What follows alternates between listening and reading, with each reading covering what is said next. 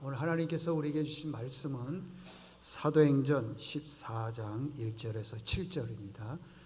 신약성경 211쪽에 있습니다. 14장, 사도행전 14장 1절에서 7절.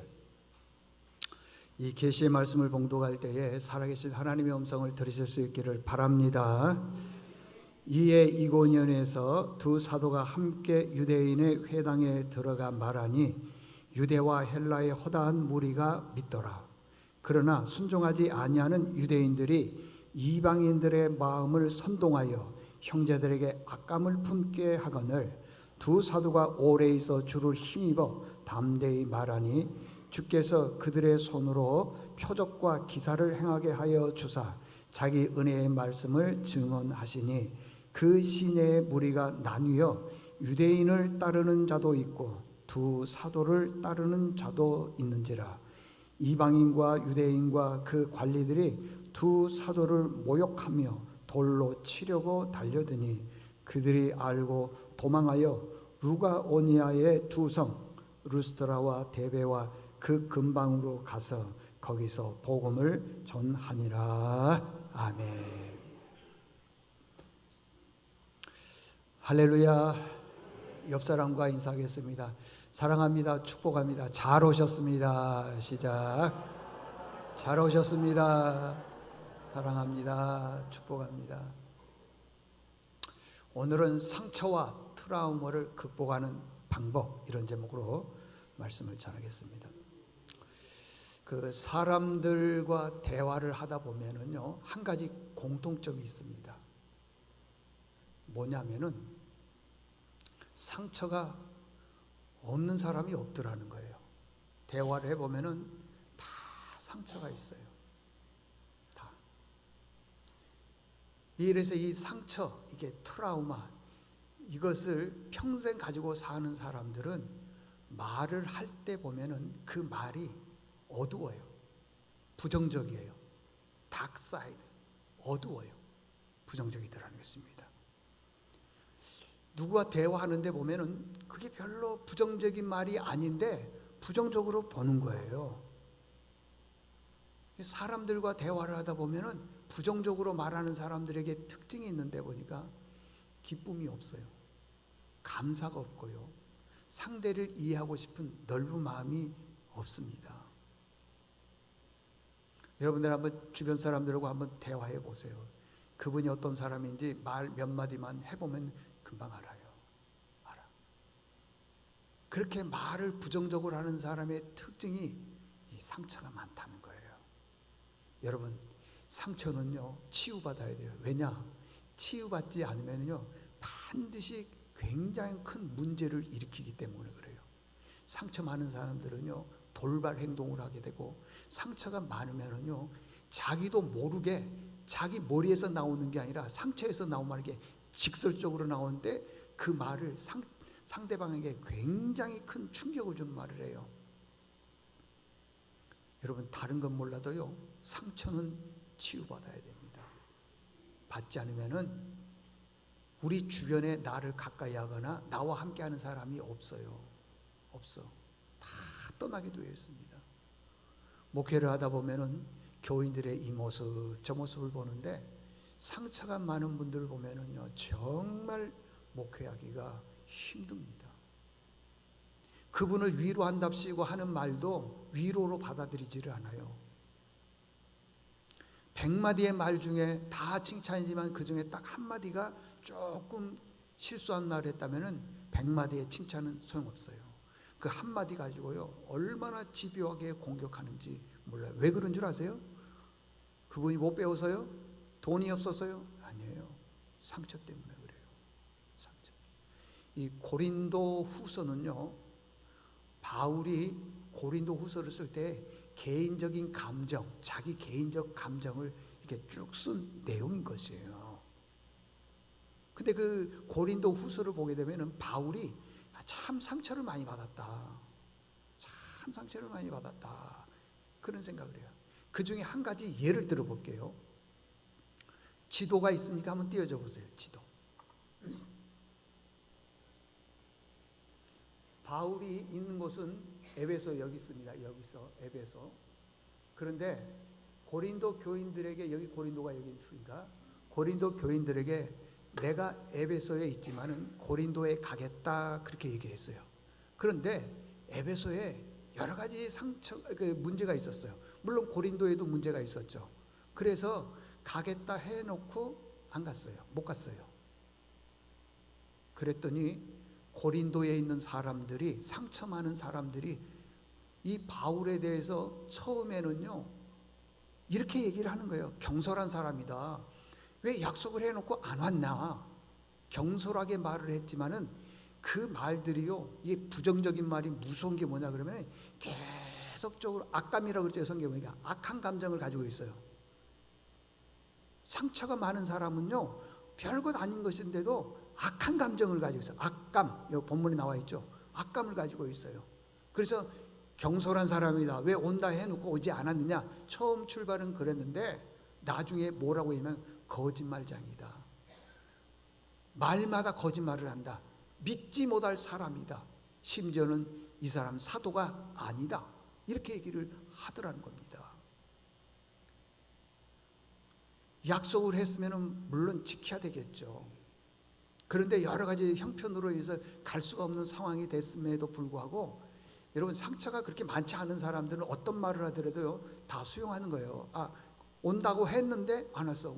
그런가 보다. 무슨 일이 있나 보다. 이렇게 받아들이는데 상처가 있는 사람은요 그 사람의 인격까지 건드리는 거예요.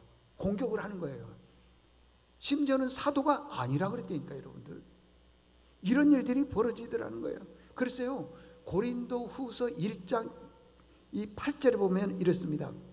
형제들아, 우리가 아시아에서 당한 환난을 너희가 모르기를 원하지 아니하노니 힘에 겹도록 심한 고난을 당하여 살 소망까지 끊어지고 9절 우리는 우리 자신이 사형 선고를 받은 줄을 알았으니 얼마나 많은 고난을 겪었는지 살 소망이 끊어졌대요. 여러분들 인생을 살아가면서 언제가 살 소망이 끊어질 때가 있습니까?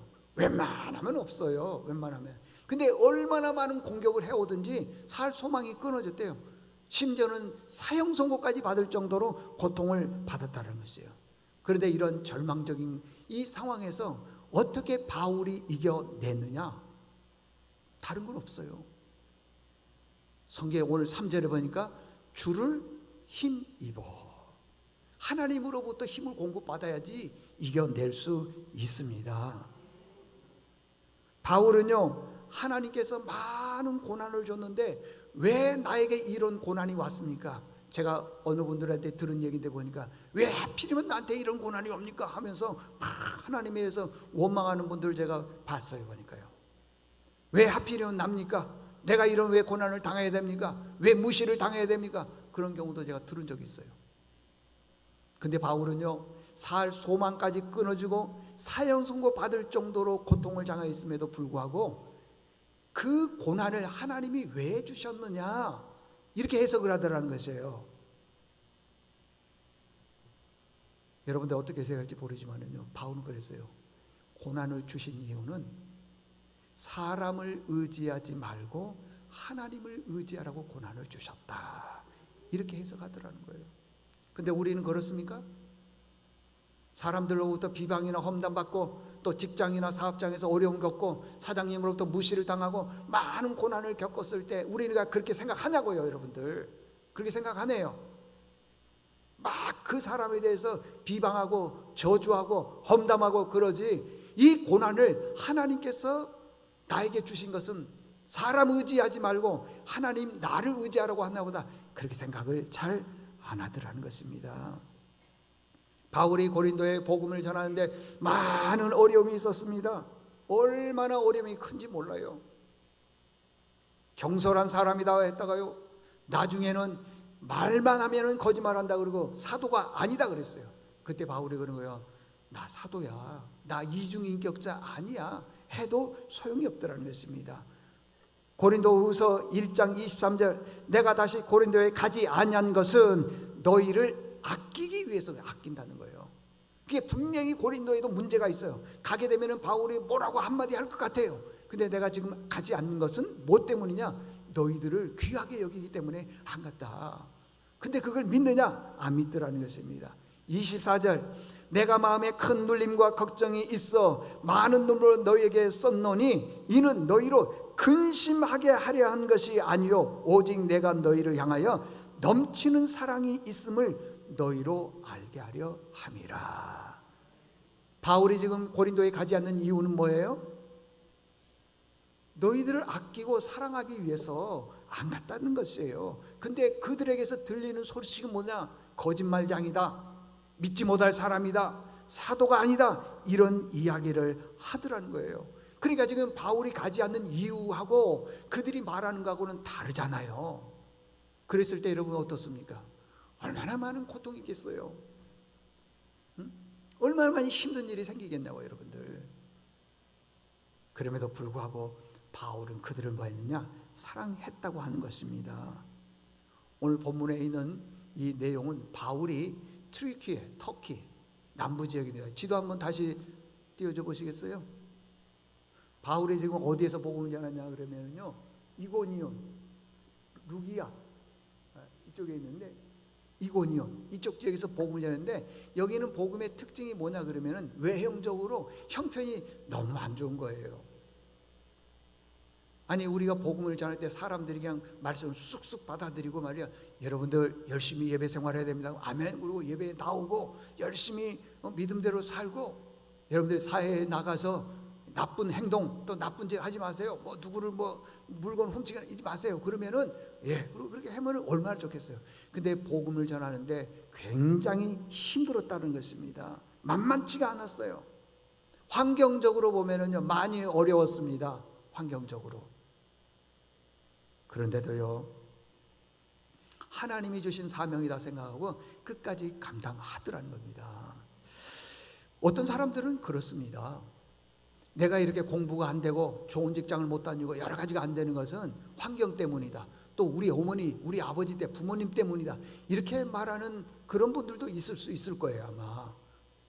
여러분들 성공한 사람들의 공통점이 뭔 줄 아십니까? 성공한 사람은 자녀가 말 한마디 하면 부모가 막 100%다 들어주고 그래서 성공한 건 아니에요 여러분들. 어떤 고난이 와도 그 고난을 이겨내는 힘을 가지고 있더라는 거예요. 여러분들 보십시오.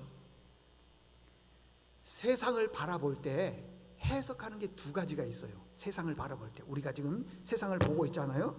세상을 바라볼 때 해석하는 게 두 가지 틀이 있어요. 하나는 원인론, 원인. 두 번째는 목적론. 어려운 말이 아닙니다 여러분들. 원인이 뭐냐 그러면은, 내가 지금 20대, 30대, 40대, 50대라고 봅시다. 그러면 내가 지금까지 살아오면서 수많은 사람들을 만났습니다. 그 만나는 사람들 때문에 내가 많은 고통을 겪고 있었어요. 많은 힘든 일을 겪고 있었어요. 그런데 그 사람들 때문에 지금 내가 이렇게 불행하다, 이게 원인인 거예요, 원인. 그래서 원인론 그러는 거예요. 저 사람만 내 인생에 끼어들지 않았으면 나는 지금 날개를 달고 잘 살 건데, 그렇게 생각하고 있어요. 이게 원인론이에요. 정신분석학자 프로이드가 이런 얘기를 했습니다. 당신이 지금 고난을 겪고 있는 것은 옛날부터 사람들을 잘못 만났기 때문에 쭉 침전 쌓여왔다는 거예요. 쌓여왔다. 혹시 여러분들 지금 불행한 사람 있습니까? 찬양대 불행한 사람 있어요? 아니면 여기 계신 분들, 여기 여러분들 불행한 사람 있습니까? 내가 왜 불행하다고 생각하세요? 정신분석학자 프로이드에 의하면은요, 옛날부터 사람들 잘못 만났기 때문에 내가 지금 불행하다는 것입니다. 근데요, 그건 원인론이고요, 목적론이 있습니다. 목적. 똑같아요. 어려움도 겪고 실패도 하고 좌절도 하고 고통도 겪고 사람 때문에 너무 많이 힘든 일을 겪고 있습니다 지금요. 그렇지만은 목적론을 가지고 있는 사람은 이렇게 생각하는 거예요. 내가 이렇게 많은 고난과 역경을 겪고 있는 것은 하나님께서 미래에 앞으로 2년이 될지 5년이 될지는 모르지만은 미래에 나에게 더 큰 축복을 주시기 위해서 나를 지금 훈련시키고 있다, 이렇게 해석하는 정신 분석학자가 있는데 그 사람이 아들러예요. 아들러. 우리 예수 믿는 사람은 프로이드의 이론이 맞습니까? 아들러의 이론이 맞습니까? 아들러의 이론이 맞죠. 세상 안 믿는 사람들은 그럴 거예요. 아마 내 인생이 이렇게 힘든 것은 저 사람 때문이라고, 저 사람만 없었으면 내가 출세하고 성공하고 다 잘 됐을 거라고 그렇게 생각할 겁니다. 그렇지 않아요, 여러분들. 내 인생의 개입자는 저 사람이 아니고 하나님이시라는 거예요. 하나님이 그 사람을 붙여주셔서 훈련시키는 경우도 있어요. 성경에 보면은 네로 왕제 같은 경우도 있잖아요, 여러분들. 네로 왕제가 아니고 네로 같은 경우도 있고 많은 사람들이 있잖아요, 여러분들. 그러니까 우리가 이 땅에 살아나가면서 지금 고난, 지금 어려움을 옛날에 누구를 잘못 만나서 그랬다, 사람으로 원인을 돌리지 말고, 이렇게 힘든 고난이 있지만은 이 고난은 하나님이 나를 더 크게 세우기 위해서 지금 훈련시키고 있다, 이런 해석을 해주면은 좋다 이 말이에요. 여러분들, 우리가 상처와 또 트라우마가 있으면 어떻게 해야 되느냐? 오늘 3절에 보니까 그랬어요. 3절, 두 사도가 오래 있어 주를 힘입어. 그러니까요, 이런 고난과 역경이 왔을 때는 다른 걸로 힘을 못 얻습니다. 주님을 인해서 힘을 얻는 것입니다. 바울이 고린도에 가고 싶었는데 못 갔습니다. 그랬더니 그 사람들이 믿지 못할 사람이라 그러지요. 입만 열면 거짓말한다 그러지요. 저 사람은 사도의 자격이 없다 그러지요. 얼마나 많이 고통스러웠겠습니까, 여러분들. 바울이 복음을 전했습니다. 근데 모든 사람들이 바울의 복음을 받아들이냐? 그렇지 않아요. 여기 2절에 보니까 그러나 순종하지 아니하는 유대인들이 이방인들의 마음을 선동하여 형제들에게 악감을 품게 하거늘. 악한 감정, 나쁜 감정을 품게 하던다는 것입니다. 여러분들, 내가요 나쁜 마음을 품고 있으면은 누구를 찾느냐 그러면요, 나쁜 마음을 품고 있는 사람들을 찾아요. 왜 그러느냐? 내가 나쁜 말을 하게 되면 나쁜 마음을 가지고 있는 그 사람은 마음이 같으니까 얼른 동의해줘요. 얼른 동의해준다고요. 그러니까요, 악감 품는 사람을 모집을 했더니 경쟁률이 높아.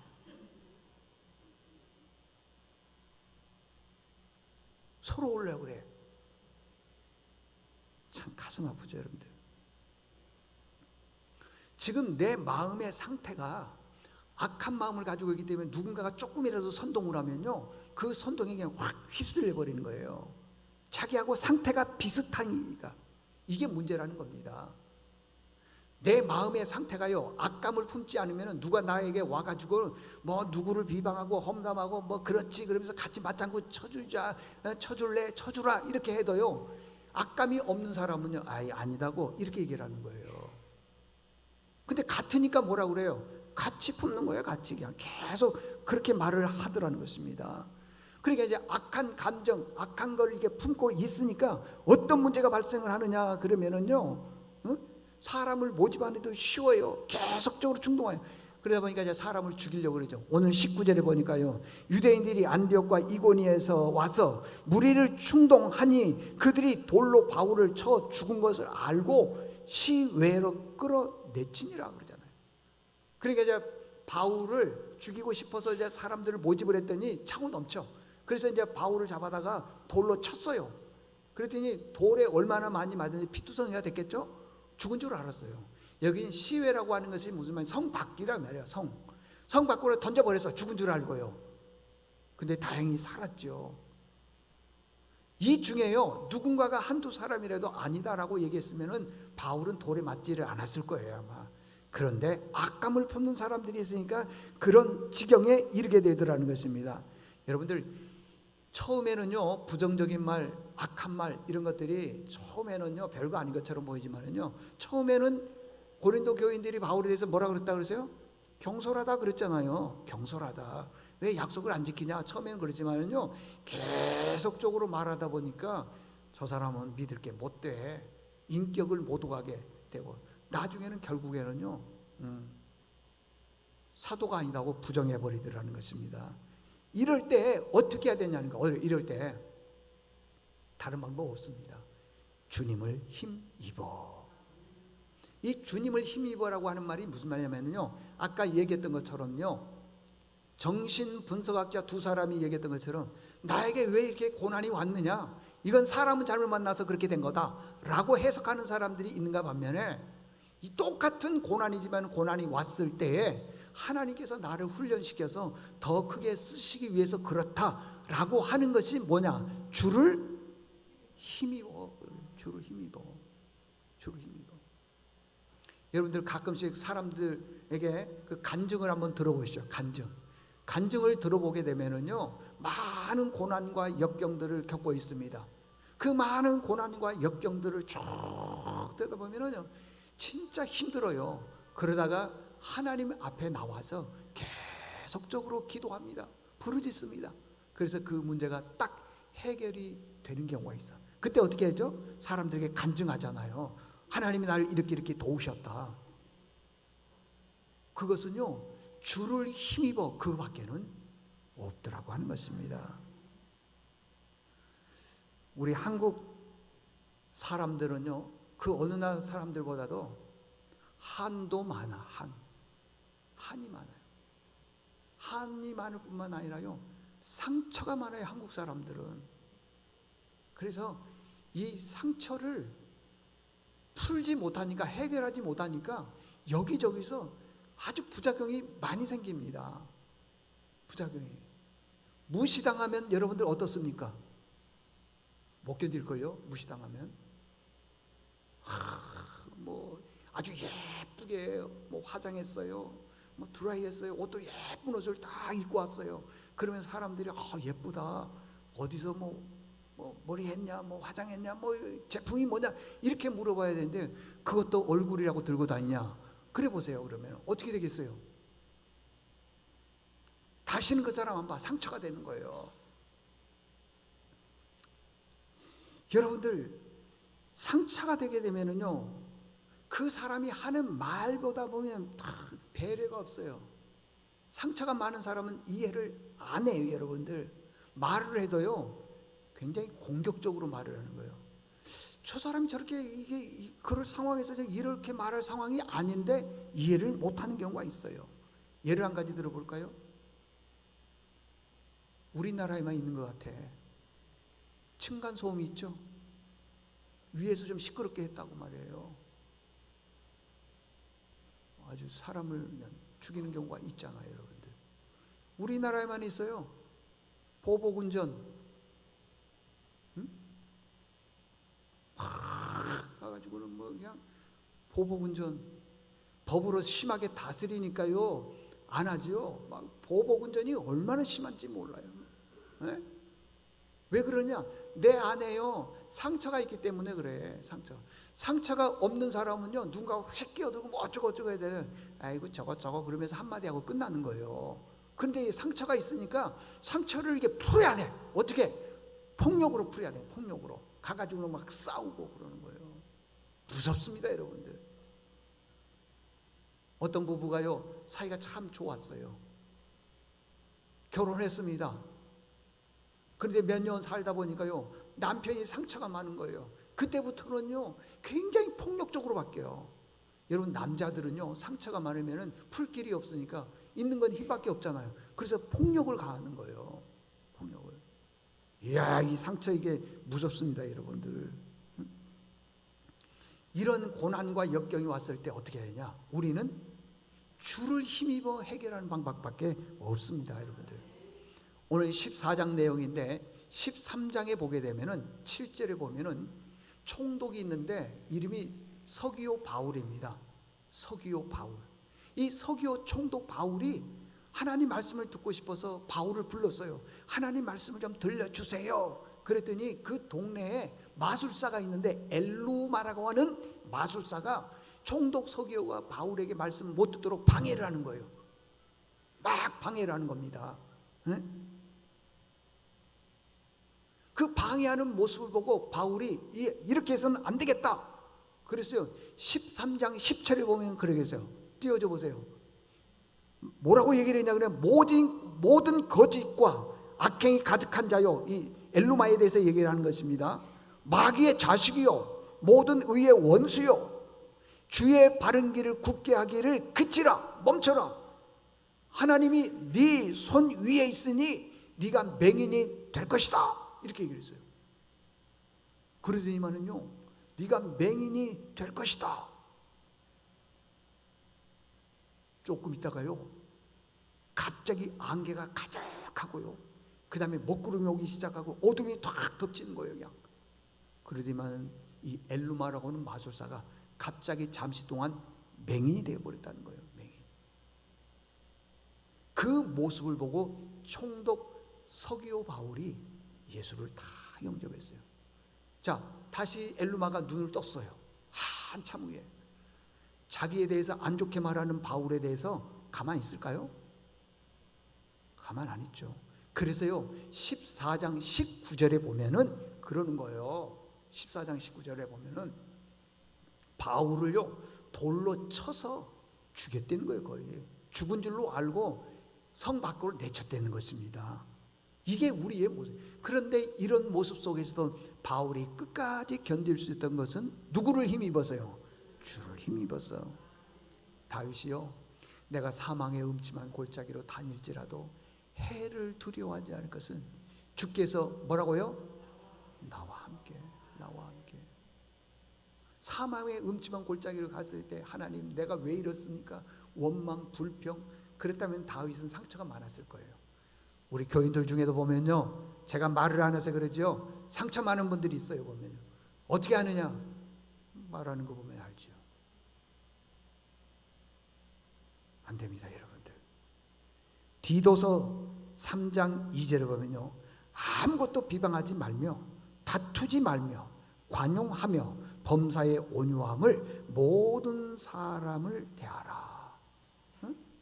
비방하지 말라 다투지 말라 관용하며 모든 사람을 온유하게 대해주라. 왜 그러느냐? 왜?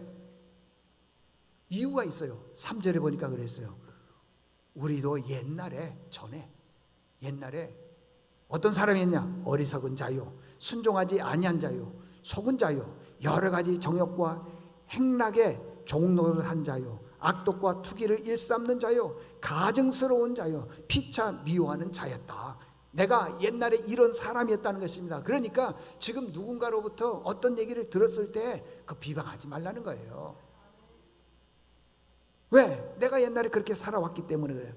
다투지 말라는 것입니다. 여러분 예수 믿으면서요 주변에 어떤 사람이든지 세상에서 말하는 겁니다. 교회는 말할 것도 없고 다투지 마세요. 다투면은 어렵습니다. 어제 토요일날 새벽에 제가 운동하는 곳에서 다툼이 일어났어요. 저한테 막 전화가 계속 오는 거예요. 양쪽에서. 나는 가만히 있었어요. 자기네들 싸우는 것만 멀리서 봤는데 왜 나한테 전화를 하느냐고. 내가 끼어들지도 않았는데 왜? 자기 정당성을 말하려고 그러는 거예요. 근데 한편 들면은요 편을 들면은 난리나. 이제 또 그걸 전달을 해 저쪽으로. 그 전달해서 또 그러잖아요. 안 되겠더라고요. 보니까 여러분들 다투지 마세요. 자, 결론입니다. 잘 들어보세요. 이렇게 다투는 사람들, 이렇게 하는 사람들은 성경에서 어떻게 해야 되느냐?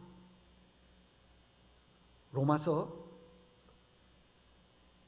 16장 17절을 보게 되면은 이렇게 상처가 많고 다투고 분쟁하는 사람 있으면은 로마서 16장 17절 분쟁을 일으키거나 거치게 말하는 사람이 있으면은 그 사람에게서 떠나라 그랬어요.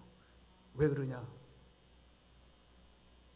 나도 같이 그렇게 될 가능성이 있기 때문에. 혹시 우리 주변에 너무 상처 많아가지고 막 이 사람 저 사람 비방하고 욕하고 그러면은요 다투면은 살짝 물러서세요.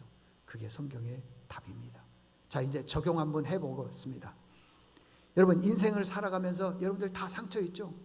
목사는 상처가 있을까요? 없을까요? 어떻게 알아? 몰라서 그러지 더 많아. 보여드릴까요? 더 많아. 더 많아. 근데요, 이런 상처가 있을 때 누구를 힘입어서? 하나님, 저 사람도 붙여준 것이 이유가 있습니다. 긍휼히 여겨주십시오. 기도하고 그러는 거예요. 그러는 거예요.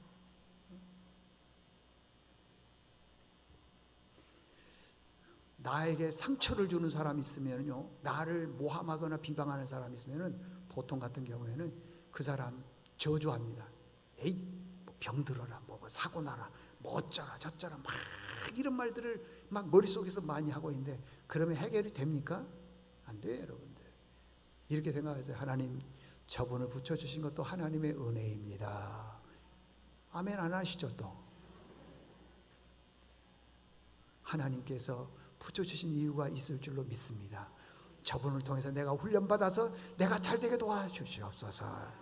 그래야 되는데 그게 아니라 하나님 원망하는 게 불평하는 게 어쩌자고 저 인생이 내 인생에 끼어들어가지고 이렇게 힘듭니까? 그냥 손 좀 봐주십시오. 좋은 표현이죠. 손 봐달라는 건 안 돼요, 여러분들. 여러분들 꼭 주를 힘입어 승리할 수 있기를 바랍니다. 하나님 아버지 감사합니다. 살다 보면은 상처, 트라우마가 없는 사람이 없습니다. 그러다 보니 우리 말이 굉장히 공격적입니다. 그뿐만이 아니라 굉장히 비방하고 부정적으로 말합니다. 그런 사람들은 내가 공격적으로 말하고 비방하면서 말했음에도 불구하고, 부정적으로 말했음에도 불구하고 그렇게 생각하지 않고 본인은 꼭 바른 말, 옳은 말만 했다고 하는데, 그것은 상처가 있는데 치유받지 않았기 때문에 그렇습니다. 이제 말씀을 들었사오니 행여나 우리의 삶 속에 치유할 수 있는 것들이 있으면 주의 말씀으로 치유해 주셔서 회복시켜 주시옵소서. 비방하지 말라 그랬습니다. 다투지 말라 그랬습니다. 왜냐하면 너희들이 옛날에 그렇게 했기 때문에 그랬다는데, 이 말씀 꼭 깨닫고 이제 이후로는 우리의 삶이 주를 힘입어 승리할 수 있도록 도와주시옵소서. 예수님의 이름으로 기도드리옵나이다. 아멘.